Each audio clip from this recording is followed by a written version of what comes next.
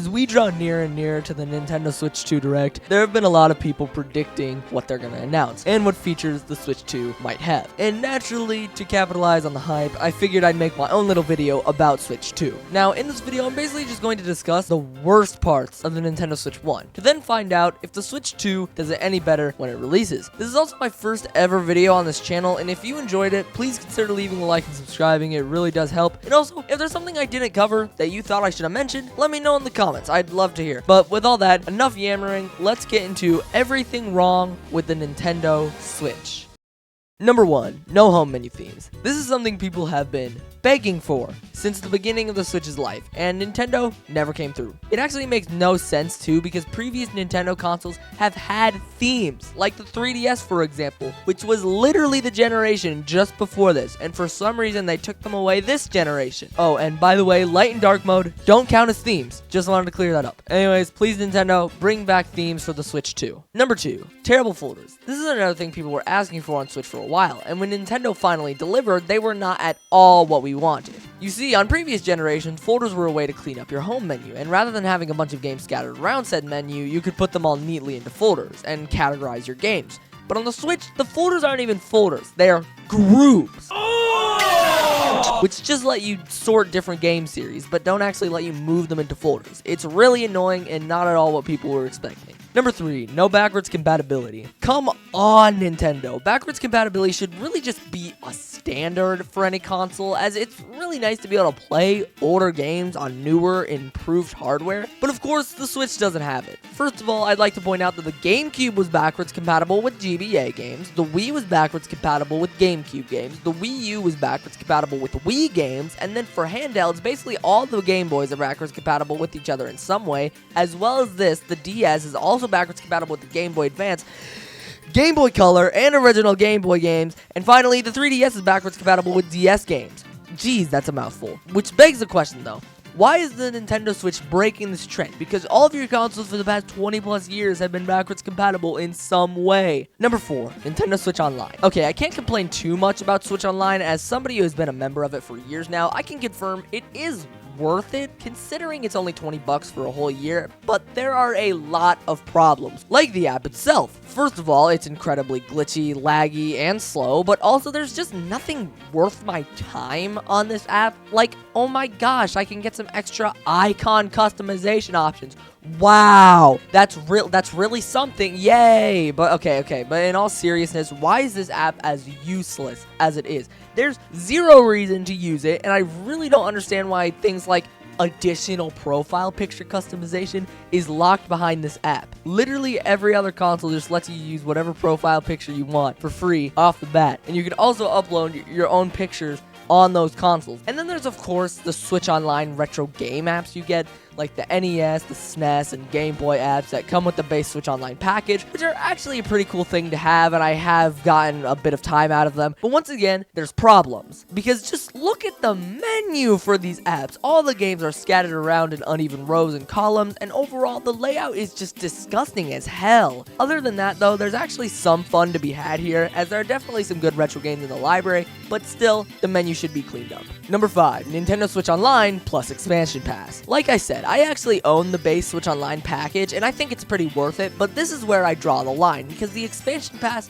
is not at all worth it. Like, okay, you're telling me I have to pay $30 more than regular Switch Online, and what do I get? Oh, some DLCs, yeah, flippin' brilliant, and 3 extra retro game libraries. That's awesome, and one of those libraries isn't even Nintendo. Really freaking cool, Nintendo, thanks. Alright, but come on, why is this all we get? And also, I'd like to point out that the Expansion Pass launched in late 2021 with 3 DLCs that you could get, as well as 3 retro game services, as I mentioned, and since then, they have added absolutely nothing. The thing about other gaming subscription services like Game Pass and PlayStation Plus is that they regularly add games and other things to the service to ensure that members of the subscription can regularly come back and play new games for free on it. This makes services actually worth it to buy. But with Switch Online Expansion Pass, there's no reason to purchase it, because like I said, they haven't actively added anything to it at all, and it's really stupid. Okay, but enough rambling about NSO, let's move on to the next thing. Number 6, the eShop. The eShop has never been hit with as much disrespect as it has on the Nintendo Switch. You see, the eShop used to be a place for people to browse a catalog of Nintendo games, as well as many other games, and then you could buy them, of course, which would download them right to your console. And, well, okay, you can still do that on Switch, but it's absolutely atrocious. Once again, just like the NSO app, it's incredibly glitchy, laggy, and slow, but what's perhaps worse than that is I can't go for more than 15 seconds on the eShop without seeing shovelware. That's right, just super cheaply made games that absolutely suck. And sure, every console has shovelware, it's really just inevitable. There are a lot of random people just making terrible games, somehow they get published, but I feel like Nintendo is like actively advertising shovelware on the eShop. It's literally everywhere. Like, dude, I just wanted to download Goat Simulator. Why do you have to show me this, whatever this is? Now, although the eShop gets the job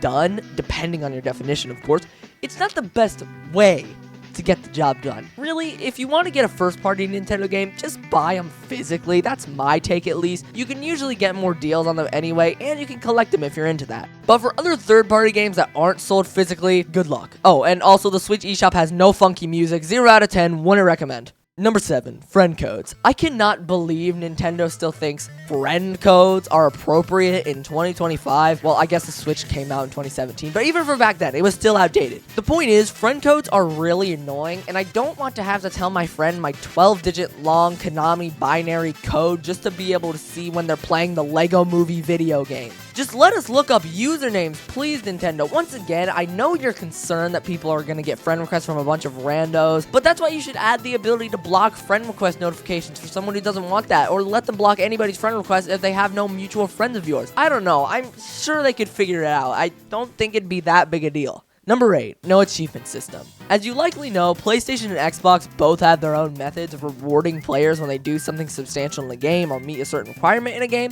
PlayStation has trophies and Xbox has gamer score, but Nintendo has 0 achievement system whatsoever. Now, I get that achievements are just a little reward that mainly serves as bragging rights and makes your profile look better if you've done a lot of achievements, but people take achievement hunting seriously, and I think especially these past few years with the PS5, hunting to get every single one of them in a given game has become really popular, and I used to never even care about getting 100% in a game, but since I got my PS5, I actually have indulged in a few games and got 100%, and now I actually have 9 platinum trophies. And this is actually why it sucks that the Nintendo Switch doesn't have this system. It's truly something that I won't be mad about if it's not on the Switch too, but I'll be a little disappointed. And I think they could work really well in most Nintendo Switch games. Like, take Breath of the Wild, for example. Say you beat Dark Beast Ganon at the end of the game. That could be an achievement. Or if you find other memories, that could be another achievement. Or in Tears of the Kingdom, if you complete the compendium, that could be yet another achievement. And of course, there's a lot of other games this could work for. I just figured Zelda would be a good example. But it just sucks that these aren't a thing on Switch. Like I said, they would work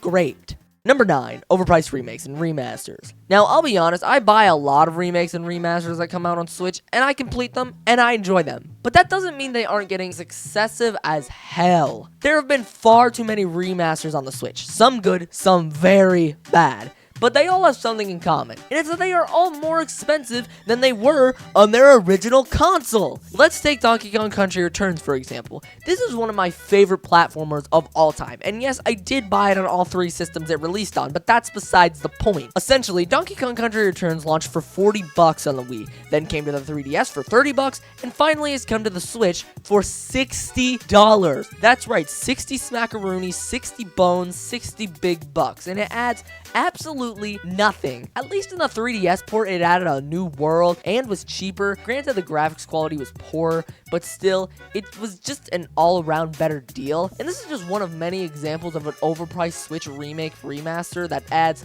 nothing. It's just annoying that the Switch wasn't backwards compatible with the Wii U, because now we just have a ton of remakes and remasters, and like I said, a lot of which don't even add anything. Number 10. Joy-Con drift. Alright, this is the moment you've all been waiting for. Stick drift is a problem with a lot of consoles, but it has never been more prominent than on the Nintendo Switch. You can literally just be playing a game of Mario Odyssey or something and have Mario in a corner of the map, then leave to do something for a second, and come back to see Mario in a different area of the map running around in circles. But perhaps even more annoying is on the home menu, when you're just trying to navigate to whatever game you're trying to play, and then all of a sudden your Joy-Cons start going berserk and develop a mind of their own, grow arms and legs and start rampaging around your home screen. Super annoying. For me, it got bad to the point where I had to send them into Nintendo themselves to get mine fixed. Since then, I've actually upgraded to the OLED model of the Switch, which has definitely fixed the problem quite a bit, but it's still there a little. This is something I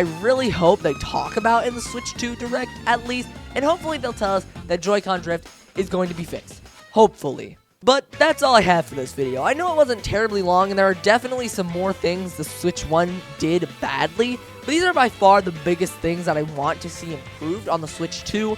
I'll be watching the Switch 2 Direct on April 2nd, and I'll be on the lookout for if they talk about any of the points mentioned in this video. Finally, I want to give my quick opinion on the Switch 1 Direct that just happened. I'd say the most intriguing thing was the new Tomodachi Life, but overall, one of the lamest Switch Directs we've ever had. I'd probably give it like a 6 out of 10, and the only reason it's not lower is because they showed some of Prime 4 and a bit more Legend ZA gameplay, but most of the other stuff sucked. Okay, finally, I'd like to say that I really do like the Nintendo Switch. I love the Nintendo Switch. It is my favorite game console ever. It's a great console, and I love all the games. I love just the exclusives and everything. It is a great console. It is amazing. But there are a lot of things that it does wrong, and I just wanted to mention some of those things in this video in the hopes that the Nintendo Switch 2 fixes some of these things. And I really hope that a lot of these things will be fixed. I know the Switch 2 is already like finished and done, meaning it's not like they have the time to just go back and change all of this, but I really hope that in the Direct on April 2nd, we can get some info. Anyways, though, that's all. See you next time. Subscribe, like the video. This is a brand new channel. It really helps. But with all that said, later.